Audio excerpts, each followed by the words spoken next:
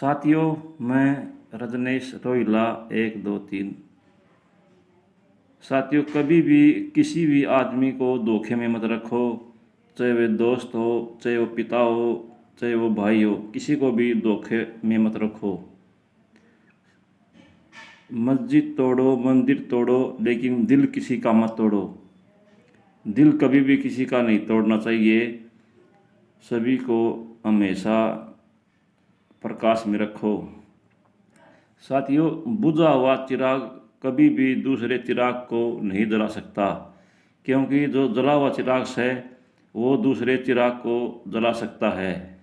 इसलिए जिस आदमी को ज्ञान नहीं होता वो दूसरे आदमी को कभी भी शिक्षा नहीं दे सकता। जो इसके पास ज्ञान है, बुद्धि है, वो दूसरों आदमी को उठा सकता है। लेकिन जो आदमी खुद ही गिरा हुआ है वह कभी भी दूसरों को नहीं उठा सकता। कभी भी किसी भी आदमी का तुम साथ निभाओ, दुख में और सुख में भी साथ दो। जो मित्र दुख में काम आता है, सुख में काम आता है, वही सच्चा मित्र होता है। जो सुख में काम आता है, दुख में काम नहीं आता, वो सच्चा मित्र नहीं होता, वो धोखेबाज होता है।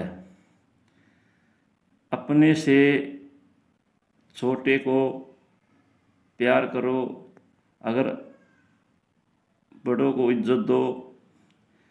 अगर कभी भी आपने सुना होगा कि भृगु ने भगवान विष्णु के लात मारी थी, फिर भी भगवान विष्णु ने उसे हंसकर उसकी बात को टाल दिया, लेकिन माता लक्ष्मी ने उसको श्राप दे दिया।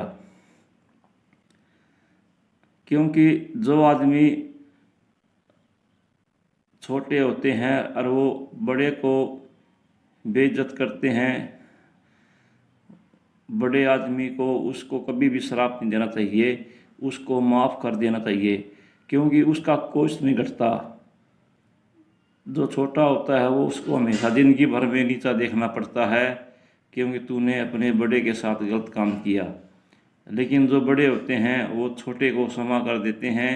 इसलिए अपने छोटे को बच्चे जैसा समझो। उसकी गलतियों को कभी भी हमें अपने दिमाग में नहीं लेना चाहिए, क्योंकि छोटे होते हैं, बड़े होते हैं, उनका यही हक होता है कि वे छोटों को क्षमा करे। क्षमा एक ऐसी चीज़ होती है जो आदमी को कभी भी गिरने नहीं देती। जिस आदमी में बोलने की समझ नहीं है, वो चाहे ज़माने की लाख डिग्री हासिल कर लो, लेकिन वो डिग्री उसके किसी काम की नहीं होती। हमने बहुत सारे जिंदगी में उतार चढ़ाव आते हैं। हमने देखा है पति पत्नी दोनों का जोड़ा होता है, वो हर दुख का सामना कर सकते हैं। जिस प्रकार राजा हरिश्चंद्र ने सत्य के कारण अपना राजपाट सब छोड़ दिया और साधु के वचनों में उन्हें अपना सब कुछ दान कर दिया और घर से बाहर निकल गए। कितनी दुख भरे रानी ब्राह्मण के घर बिक गई और राजा एक काले बंगी के घर में नौकरी करने लगा। उसने कभी भी काले बंगी के घर का अन्न पानी नहीं खाया और 21 दिन तक भूखे रहे। क्योंकि उसके भूखे रहने का भी कारण था कि भी उसने 21 दिन तक अन्न पानी नहीं खाया। दोनों ने अपना धर्म निभाया, उधर उसकी पत्नी ने भी धर्म निभाया। दोनों अपने सत्य पर रहे। एक दिन राजा हरिश्चंद्र पानी देने के लिए बरना नदी पर गए हुए थे और उसने इतनी काया कमज़ोर हो गई कि उसे घड़ा उठा नहीं गया। तब रानी भी वहाँ पर पानी लेने के लिए आ गई, तो रानी ने उसे घड़ा नहीं उठवाया, क्योंकि उसका धर्म नहीं था। उसने कहा, महाराज, मैं आपको एक विधि बता सकती हूँ कि आप पानी में जाएं और घड़ा अपने आप सिर पर आ जाएगा और उसे उठाकर घड़े को ले जाओ। कितने दुख सहे। उधर रोहतास लड़का बागों में फूल तोड़ने के लिए गया तो उसे सांप ने डस लिया। तब रानी उसे शमशान घाट में चिता देने के लिए आई तो उधर काले भंगी ने उसकी मरकट में रखवाली के लिए भेज दिया और कहा जो भी आए उसे आप 100 रुपया दे देना, तभी आप उसको दाह संस्कार की इजाज़त देना। इस प्रकार रानी के पास 100 रुपया नहीं था तो उसने लकड़ी गोसे इकट्ठे करे तो राजा हरिश्चंद्र बरना नदी में नहाने के लिए गया हुआ था। उसने धुआं दिखाई दिया तो उसने आकर उस चिता को ठोकर मार दी और कहा पहले आप 100 रुपया निकालो। रानी ने कहा महाराज मेरे पास 100 रुपया नहीं है। तो कहा आप इस लाश को उठा कर ले जाओ। रानी ने बहुत विनती की महाराज जरा आप देखो मैं आपकी पत्नी हूँ, ये आपका लड़का रोहतास है। तो हरिश्चंद्र ने कहा मैं तो नौकरी करता हूँ और मुझे मेरे मालिक ने कहा भी अगर 100 रुपया कोई दे तो उसे दाह संस्कार की इजाज़त देना, नहीं तो उसे वापस भेज देना। रानी बहुत विलाप करने लगी महाराज मेरे पास तो 100 रुपया नहीं है। हाँ ये मेरे गढ़ की गंठी है और ये मेरा चीर है, ये आप ले लो और मुझे दाह संस्कार देने की आज्ञा दो। तो राजा हरिश्चंद्र ने कहा मैं काली भंगी के पास जाकर जाता हूँ कि भी वह इस बात के लिए राजी है या नहीं। तो हरिश्चंद्र उसके पास गया और कहने लगा महाराज एक बहुत ही दुखिया औरत आई हुई है, उसके पास 100 रुपया नहीं है, उसने अपने गढ़ की गंठी और चीर उतार कर दिया है। काली भंगी ने इसकी इतनी हिम्मत देखकर कहा जारिया उसका चीर दिया। तो इतना सुनकर जब वो राजा हरिश्चंद्र वापिस आए तो उसने कहा ठीक है आप इसको आज्ञा दे दी और आप इसको चिता में आग लगा दे दाह संस्कार दे सकती हो। साथियों इतना कष्ट सहने के बाद भी ये काम तो पूरा हो गया।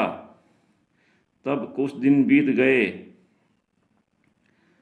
तो उधर विश्वामित्र ने क्या किया, किसी का मरा हुआ बच्चा उठाकर और वहाँ पर नगरी में रुक के मारने लगा भी कोई डान आई हुई है और वो किसी का बच्चा मरा हुआ,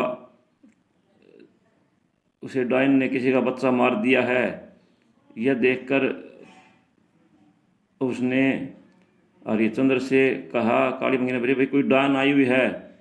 उसने कहा महाराज अभी तक कोई डान नहीं थी, अगर कोई आई हुई तो मैं देखता हूँ। उसने क्या देखा, उसने अपनी पत्नी मदनावत की बाल पकड़कर और कहने लगा डायन आई हुई है, उसने उसकी गेटी काटने लगा। तब उसकी पत्नी ने कहा महाराज जरा देख तो सही आप किसकी गर्दन काट रहे हो।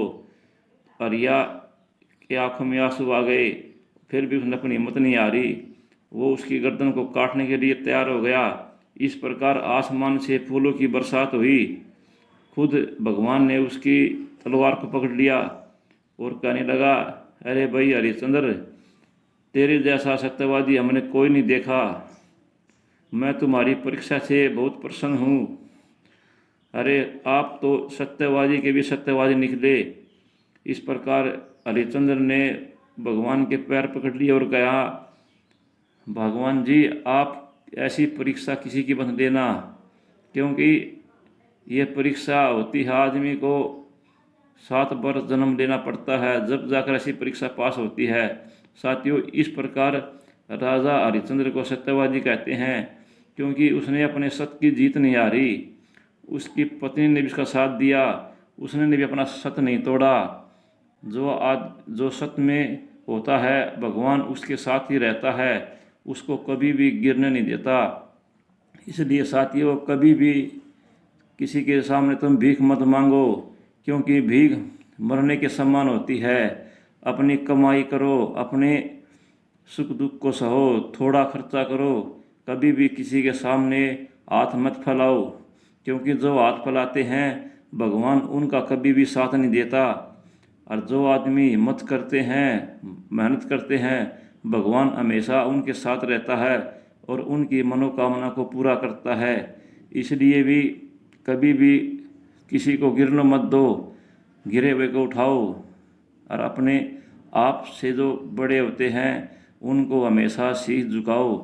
कभी भी बड़े मत मनो और भगवान के आरती करो। कभी भी भगवान को मत भूलो। कितना भी ज़माना क्यों ना खराब हो, लेकिन जो आदमी भगवान को याद करता है भगवान हमेशा उसके पास साथ रहता है। इसलिए सत्य की हमेशा जीत होती है। कभी भी किसी को दुख मत दो, अपने से छोटे को प्रेम करो। और कभी भी किसी के अपने बड़े से आगे कभी भी हमेशा ऊंचा नहीं बोलो और सबकी सेवा करो, सबके सहाय बनो और जियो और जीने दो।